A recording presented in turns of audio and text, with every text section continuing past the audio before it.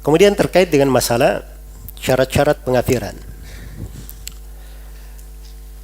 Terkait dengan syarat-syarat pengafiran. Itu oleh para ulama diberikan beberapa ketentuan. Ketentuan yang pertama, takfir itu, pengafiran, itu harus dengan sesuatu yang meyakinkan, bukan perkara yang meragukan. Bukan perkara yang meragukan. Karena itu di hadits Ubadah bin Samit tentang bolehnya kudeta terhadap pemerintah, dikatakan wa la nunaziyal amra ahlahu, tidak boleh kita mengganggu gugat pemerintah illa antarau kufran bawahan, kecuali kalau kalian melihat kekafiran yang bawahan, yang nyata. Indakum minallahi fihi burhan, kalian memiliki argumen dari Allah tentang hal tersebut. Ini perhatikan ya syarat-syaratnya. Illa antarau, kecuali kalau kalian melihat dengan mata kepala, bukan dengar-dengar saja. Jelas ya? Jadi kalau dia hanya dengar-dengar, dapat berita, ya walaupun beritanya terlihat dalam bentuk video, itu tidak cukup. Dia harus melihat dengan mata kepalanya. Jelas ya? Agar supaya menjadi sesuatu yang meyakinkan. Sekarang ini berita semuanya bisa dimodifikasi. Mau dibuat video, gambar, semuanya bisa dimasukkan hal-hal yang tidak bisa dipertanggungjawabkan. Karena itu Rabi berikan ketentuan illa antarau, kecuali kalau kalian melihat. Nah, di sini dari kekeliruan banyak orang hanya sibuk membaca berita saja. Ya. Dia hanya punya modal Facebook, Instagram, Twitter. Nah, sudah dia seakan-akan jadi Syekhul Islam, bisa menghukumi semuanya. Dia cuma dapat informasi dari situ. Ini kekeliruan ya, apalagi dalam masalah-masalah takfir seperti ini. Karena itu Nabi katakan kecuali kalau kalian melihat, ini ru'ya basariyah, melihat dengan mata. Syarat yang kedua kufran, kekafiran. Jadi harus ada sifat itu pengafiran, hal yang mengafirkan. Terus yang ketiga, kekafirannya bukan sembarang kekafiran, bawahan. Kekafiran yang nyata. Kekafiran yang apa? Kekafiran yang nyata. Ya. Maksudnya kekafiran yang sangat zahir, tegas, sangat jelas. Itu bawahan namanya. Terus disifatkan bagaimana jelasnya itu. Indakum minallahi fihi burhan. Di sisi kalian dari Allah, harus dia pastikan ada dalil dari Allah. Nah, ini berarti dia bertanggung jawab penuh bahwa ini hak Allah dan Rasulnya. Ada betul dalil dari Al-Quran. Mereka punya burhan di situ, argumen. Terus fihi dalam masalah itu sendiri, bukan dalil umum. Pada masalah itu sendiri. Dia punya argumen. Jelas ya? Iya. Jadi kalimat minallah itu bukan ucapan ulama atau siapapun. Itu harus dari argumen dari Allah tentang hal tersebut. Jelas dalilnya dari Al-Quran dan Sunnah. Baik. Jadi pengafiran itu harus dengan hal yang meyakinkan. Harus dengan hal yang apa? Meyakinkan. Ya kalau di dalam masalah misalnya terkandung beberapa kemungkinan, ya, misalnya kalimat togut. Togut itu punya banyak makna. Ada hal yang mengeluarkan dari keislaman, ada yang tidak mengeluarkan dari keislaman. Jelas ya, berhukum dengan selain hukum Allah. Ada yang mengeluarkan dari keislaman, ada yang tidak mengeluarkan dari keislaman. Maka sepanjang masalah itu mengandung kemungkinan, dia jangan mengafirkan orang dengan hal yang apa? Mengandung kemungkinan. Baik. Kemudian yang kedua, syarat yang kedua, ada dalalah dari nas.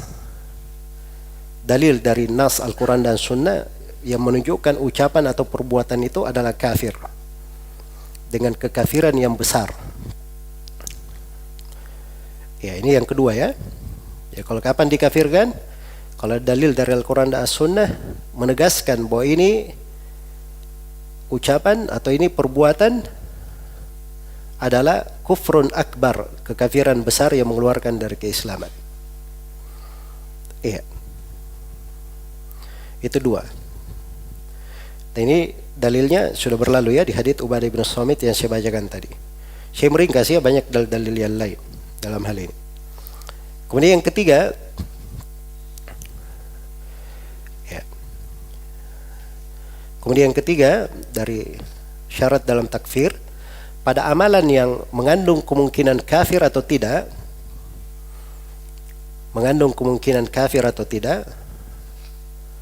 itu disyaratkan dia memaksudkan kekafiran.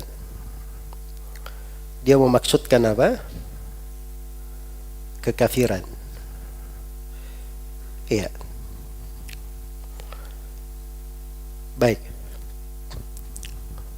Karena itu kaum muslimin dahulu, ya, mereka itu berkata kepada Nabi, Ra'ina ya Rasulullah. Ra'ina ya Rasulullah. Artinya maksud mereka, dengarkanlah ucapan kami, wahai Rasulullah. Jelas ya? Ini Ra'ina ini kalimat besar sekali ya kalau bahasa orang-orang Yahudi. Orang-orang Yahudi itu kalau berkata Ra'ina, ya, itu maknanya wahai ahmak, wahai orang yang dungu, itu maknanya. Jelas ya?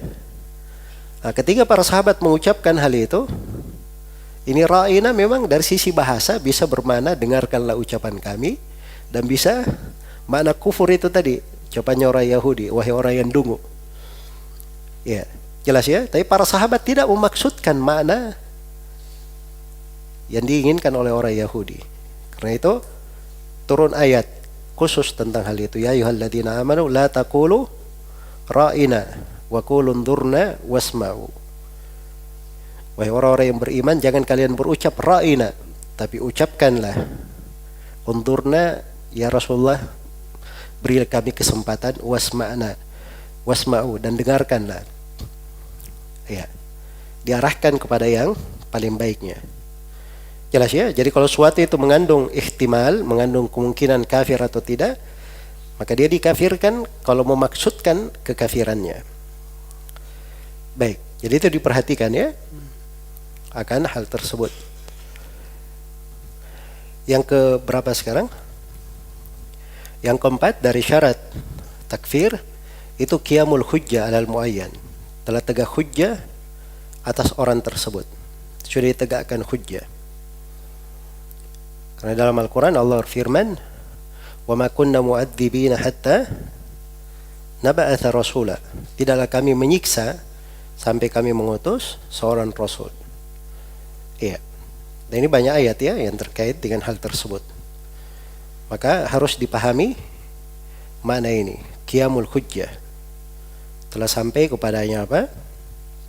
Hujjah. Telah tegak padanya hujjah. Baik. Namun di sini terkait dengan tegaknya hujjah, ini kadang ada orang-orang yang memahaminya terlalu luas, berlebihan. Karena itu makna telah tegak hujjah atas person tertentu ini baru dia dikafirkan. Itu disebutkan oleh para ulama beberapa syarat. Syarat yang pertama, apabila hujjah ini sampai kepadanya dalam bentuk yang dia bisa memahaminya kalau dia ingin memahaminya. Iya. Jadi hujjah itu sampai kepadanya dalam bentuk dia memahaminya.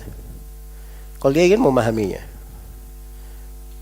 Nah, ini kalimat kalau dia ingin memahaminya, ini peringatannya tentang kekeliruan orang yang mengatakan tegak hujjah itu dia harus paham hujjahnya. Kalau disampaikan ayat Quran, dia mengerti ayatnya apa maknanya. Jelas ya? Tapi kalau diarahkan kepada perbuatannya, dia tidak pahami seperti itu. Nah, dia ada yang mengatakan bahwa ini belum paham hujjah kalau begitu, belum tegak. Itu keliru namanya. Ya, dibedakan ya antara qiyamul hujjah dan apa? Fahmu al-hujjah. Ya. Karena itu dikatakan dalam Al-Quran, am tahsabu anna aktsarahum yasma'una aw ya'qilun? Apakah kamu menyangka bahwa kebanyakan mereka mendengar dan memahami? Kebanyakan mereka tidak mendengar, memahami. Ya, kata tidak memahami. Andai kata harus paham, maka ini tidak disebut kafir. Jelas ya? Baik. Dan dimaklumi kekafiran itu bentuknya banyak. Ada yang kadang hujjah sudah sampai kepadanya, dia tidak mau tahu rot saya. Dia sampai kepadanya makna kalimat sampai. Itu sudah tegak hujjah makna kalimat sampai. Dia tidak mau tahu apa itu. Tinggalkan. Jelas ya? Maka tidak disyaratkan dia memahaminya. Iya. Jadi itu syarat ya, disebutkan oleh para ulama bahwa disyaratkan ya. Dia ini sampai kepadanya hujjah dalam bentuk dia mampu memahaminya kalau dia ingin memahaminya. Kemudian syarat yang kedua, orang yang dikatakan tegak hujjah padanya kalau dia punya kemungkinan untuk mengetahui kebenaran, mutamakkin dalam hal tersebut. Iya. Baik. Ya kalau misalnya dia adalah orang yang gairu mutamakkin atau ajiz, maka itu tidak masuk di dalam hal ini. Tidak dikafirkan. Seperti orang yang gila misalnya, orang yang kesurupan, itu tidak dikafirkan. Sebagaimana kalau dia orang yang tidak tamakkun karena tinggal di negeri yang jauh, tidak ada yang mengajarinya, atau dia tinggal bukan di wilayah kaum muslimin, itu namanya ghairu mutamakkin. Padahal dia ingin mempelajari. Jelas ya? Ingin mempelajari, bukan orang yang mufarrid. Baik, jadi itu dua ketentuan ya secara umum, secara global dalam hal ini terkait dengan qiyam al-hujjah. Baik, yang terakhir terkait dengan mawani at-takfir. Apa saja yang menghalangi seorang itu sehingga dia tidak bisa dikafirkan? Ya, ada beberapa hal ya, ada 4 hal di sini. Ya. Yang disebutkan oleh para ulama, yang pertama dari penghalang adalah kejahilan. Jahil yang muncul karena ketidakmampuan. Ya, kalau dia jahil itu jelas udzur ya. Kalau dia misalnya jahil, benar. Karena dia tidak mampu, maka tidak dikafirkan karena kejahilannya. Ya, dan banyak dalil yang menunjukkan tentang hal tersebut. Ya, di antara dalilnya dimaklumi ya tentang kisah orang yang ketika dia akan mati itu, dia berwasiat kepada anak-anaknya supaya dia dibakar, lalu debunya diterbangkan. Ya, diterbangkan. Maksudnya apa? Supaya Allah tidak bisa membangkitkannya. Karena itu dia berkata, "Wallahi lain qadara alayya rabbi la yu'adzibanni adaban ma adzabahu ahadan." Dia berkata, wallahi demi Allah, andai kata Rabbku mampu membangkitkanku. Ini mampu membangkitkan. Ini ragu akan apa? Kemampuan Allah. Saya mau bertanya, orang yang meragukan kemampuan Allah hukumnya apa? Hah? Kafir atau tidak? Baik, saya mau tanya, ini kekafiran jelas atau tidak? Zahir atau khafiyah? Zahir, nada yang meragukannya. Jelas ya? Tapi ini tetap diberi udzur orang ini. Ya, masuk di dalam jahal. Ya, kejahilan. Begitu dia mati, dilakukan pesannya. Lalu Allah berfirman kepada bumi, kumpulkan apa yang kamu lihat. Tiba-tiba orangnya berdiri kembali. Di sebagian riwayat dia minta supaya debunya, habis dibakar debunya, sebagiannya dilempar ke bumi, sebagian dilempar ke laut. Ya, maka Allah perintah kepada bumi dan lautan mengumpulkan. Tiba-tiba orang ini berdiri. Lalu dia ditanya, kenapa kamu lakukan itu?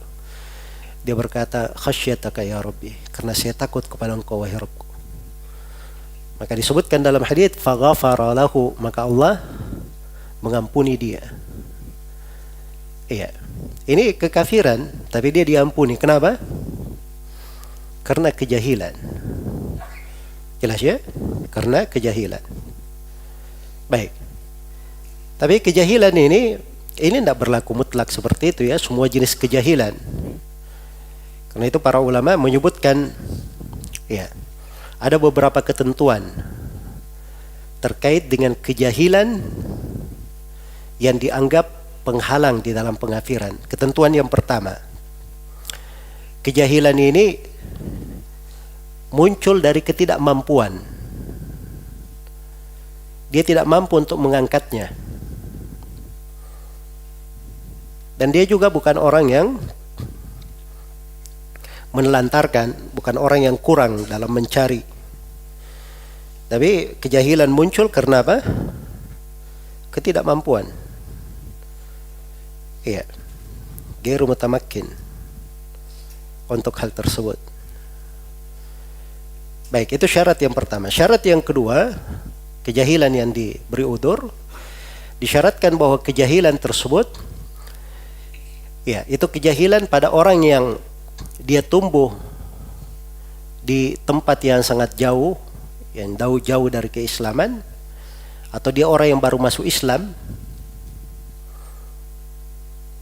atau dia di waktu yang ilmu itu seakan-akan hilang. Ya, tidak ada yang bisa mengajarinya. Nah, ini syarat yang kedua.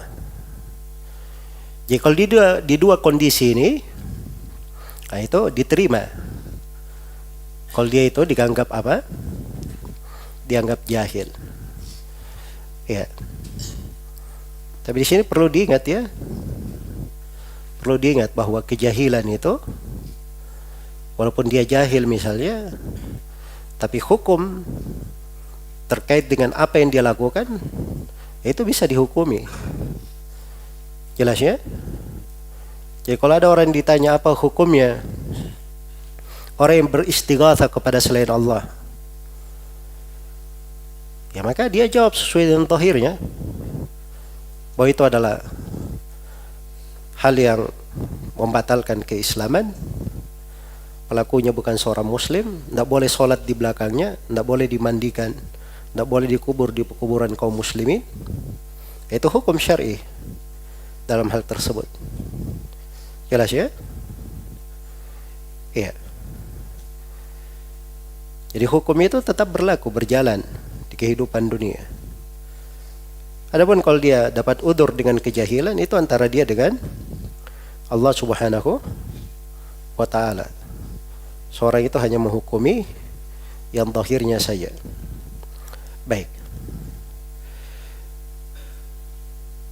Jadi ini kondisi-kondisi, keadaan-keadaan beraneka ragam. Karena itu para ulama ketika memberi fatwa itu, ada kondisi yang mereka katakan ini kafir keluar dari Islam, ada kondisi mereka katakan ini barangkali dia jahil, tidak mengerti. Ya. Baik. Jadi itu sesuai dengan keadaan dan apa yang ditanyakan. Jelas ya? Karena itu dari kekeliruan besar, kalau seorang itu membangun pemahaman-pemahamannya, itu hanya berdasarkan tanya jawab yang dari jawaban-jawaban yang dijawab oleh para ulama. Syekh bin Baz ditanya tentang ini, beliau menjawab ini. Syekh Ibnu Utsaimin ditanya tentang ini, beliau menjawab ini. Syekh Shalih Al-Fauzan ditanya tentang ini, beliau menjawab begini. Dia ketemukan jawaban tiga syekh ini di tempat lain berbeda dengan kasus yang sama. Jelas ya? Akhirnya ini orang bingung karena syekhnya menjawab di atas ilmu, di atas kaidah. Ya. Ini penerapan namanya. Sedangkan dia tidak belajar ilmu yang dipahami oleh syekh itu, tidak mengambil dari sumbernya. Karena itu pelajaran yang seperti ini itu sifatnya ta'sili, kita mengambil dari sumber. Supaya seorang mengerti ketika ada ulama yang berbicara begini di tempat lain kasusnya sama, dia bicaranya lain, itu tidak menunjukkan dia kontradiksi, tidak. Tapi dibangun di atas apa? di atas ilmu. Baik, itu penghalang yang pertama. Penghalang yang kedua adalah al-khata, ketidaksengajaan. Iya. Dia tidak memaksudkan kekafiran di dalam hal tersebut. Itu ketidaksengajaan. Dan dimaklumi ya bahwa ini udzur. Ya. Karena di dalam Al-Qur'an dikatakan laisa 'alaikum junahun fima akhta'tum bihi walakin ma ta'ammadat qulubukum. Tidak ada masalah untuk kalian pada hal yang kalian keliru di dalamnya, tidak sengaja. Tapi yang disengaja oleh hati-hati kalian, itulah yang dihukum.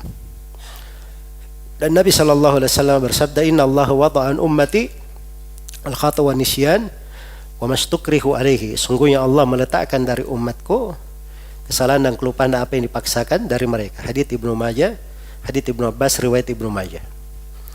Baik. Dan selainnya. Tapi ini hadits memang ada kelemahannya, tapi dia punya sanad-sanad yang mendukungnya, bisa menguatkannya. Baik. Jadi ini namanya dia tidak bermaksud melakukannya. Dia tidak bermaksud untuk melakukannya. Baik. Kemudian syarat yang ketiga adalah takwil. Atau penghalang yang ketiga adalah takwil. Apa itu takwil? Maksudnya di pembahasan ini, takwil dia ini ada syubhat, tidak memahami nas dengan pemahaman yang benar. Iya. Atau dia dapat syubhat karena ada nas yang lain yang dia sangka menyelisihi nas tersebut. Ini takwil namanya.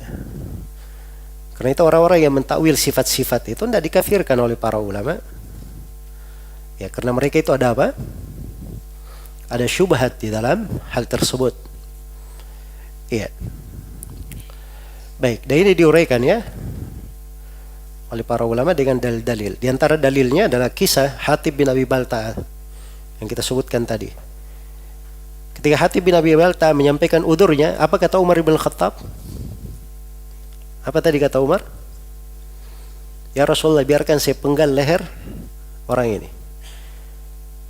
Ya. Jelas ya? Di sebagian riwayat, ya Rasulullah, da'ani adrib unuqa hadzal munafik. Ya Rasulullah, biarkan saya penggal leher munafik ini.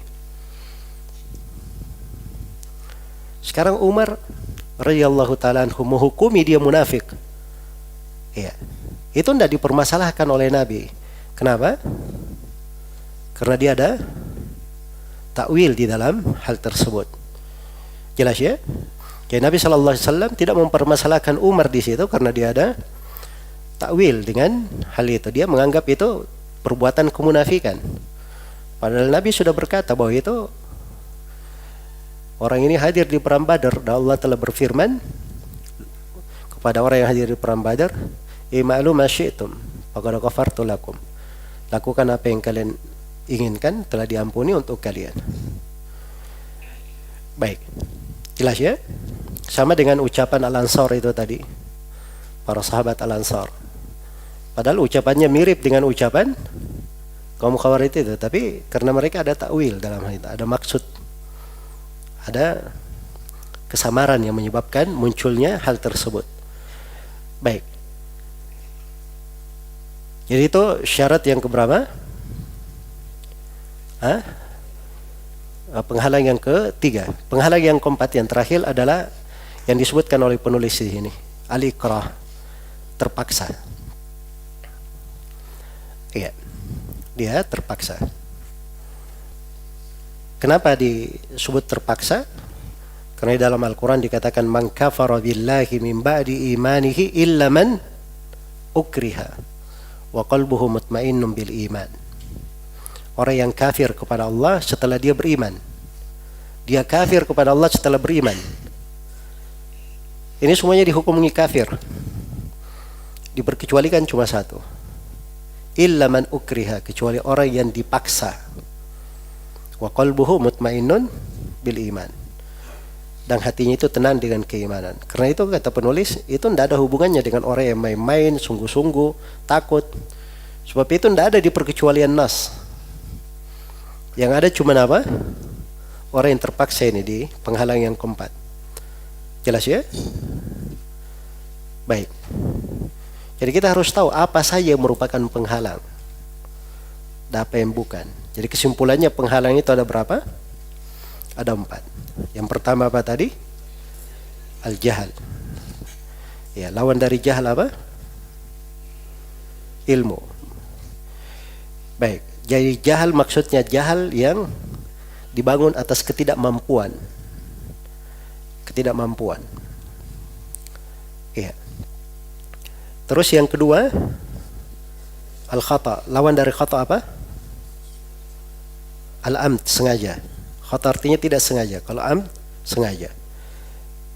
Penghalang yang ketiga, at-ta'wil. Lawan dari ta'wil. Ta'wil yang dimaksud di sini bukan semua ta'wil ya, tapi at-ta'wilus sa'iq. Ta'wil yang mengandung sudut kemungkinan.